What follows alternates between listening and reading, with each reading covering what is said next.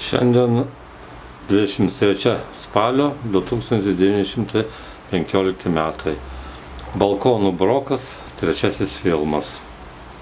Pirmajame filme buvo parodyta kaip kliba varžtai sienoje, kuris įtvirtintas balkonas, būtent šitie varžtai. Antrajame filme buvo parodyta, kad pripūsta putos, nepadėtos kaladėlės, neįtvirtintas balkonas. Trečiajame filme rodome, kaip įdėjo kaladėlės, įveržė jas, balkoną įveržė. Dabar pažiūrėsim, ką laiko šitos kaladėlės. Tuščia va. Tuščia.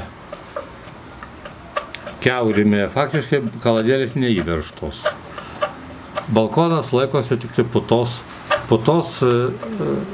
Puta tik tai laiko balkoną. Kai iškirsta puta, kas laikys tą balkoną? Iš kitos pusės labai gražiai prisukta skarda, kuri uždengia. Ir mes turim labai gražų balkoną. Bet neužmirškime, kad mes esame 8 aukšte. Ir jeigu jį reikės remontuoti, kaip jį reikės remontuoti.